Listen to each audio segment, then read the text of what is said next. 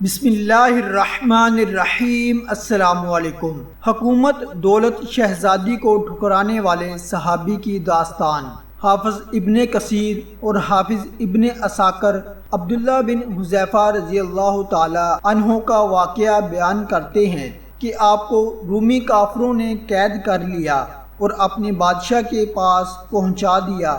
بادشاہ نے آپ سے کہا کہ تم نصرانی بن جاؤ، میں تمہیں اپنے راج پاٹ میں شریک کر لیتا ہوں اور اپنی شہزادی کو تمہارے نکاح میں دیتا ہوں۔ عبداللہ بن حذیفہ رضی اللہ تعالی عنہ نے جواب دیا، یہ تو کیا، اگر تو اپنی بادشاہت بھی مجھے دے دے اور تمام عرب کا راج بھی سونپ دے اور یہ چاہے کہ میں ایک آنکھ جھپکنے کے برابر بھی اپنے دین محمد صلی اللہ علیہ وآلہ وسلم سے پھر جاؤں تو یہ بھی ناممکن ہے۔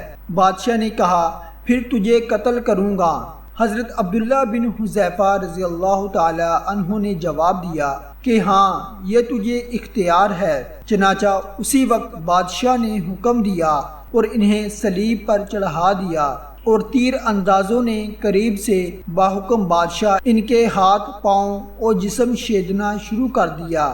بار بار کہا جاتا کہ اب بھی نصرانیت قبول کر لو اور آپ پورے صبر و استقلال سے فرماتے جاتے تھے کہ ہرگز نہیں۔ آخر بادشاہ نے حکم دیا کہ اسے سولی سے اتار لو اور پیتل کی بنی ہوئی دیگ خوب تپا کر آگ بنا کر لاؤ۔ چنانچہ وہ پیش ہوئی۔ بادشاہ نے ایک اور مسلمان قیدی کی بابت حکم دیا، اسے اس میں ڈال دو۔ اسی وقت حضرت عبداللہ بن حذیفہ رضی اللہ تعالی عنہ کی موجودگی میں آپ کے دیکھتے ہوئے اس مسلمان قیدی کو اس میں ڈال دیا گیا۔ وہ مسکین صحابی اسی وقت چرمر ہو کر رہ گئے، گوشت پوش جل گیا اور ہڈیاں چمکنے لگیں۔ پھر بادشاہ نے حضرت عبداللہ بن حذیفہ رضی اللہ تعالی عنہ سے کہا کہ دیکھو، اب بھی وقت ہے، بات مان لو اور ہمارا مذہب قبول کر لو، ورنہ اسی آگ کی دیگ میں اسی طرح تمہیں بھی ڈال کر جلا دیا جائے گا۔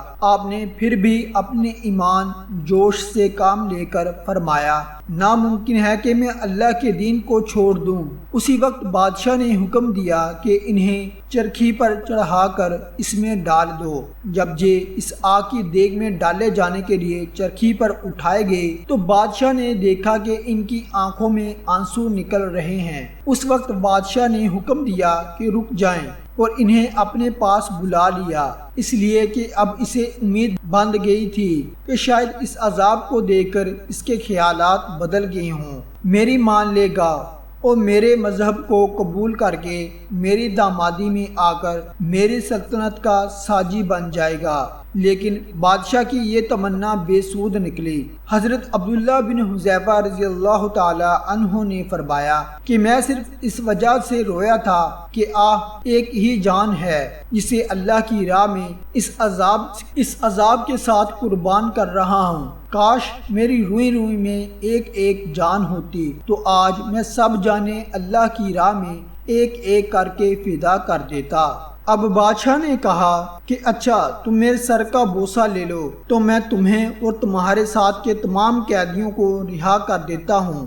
آپ نے اسے قبول فرما لیا اور اس کے سر کا بوسہ لے لیا اور بادشاہ نے بھی اپنا وعدہ پورا کیا، آپ کو اور آپ کے ساتھیوں کو چھوڑ دیا۔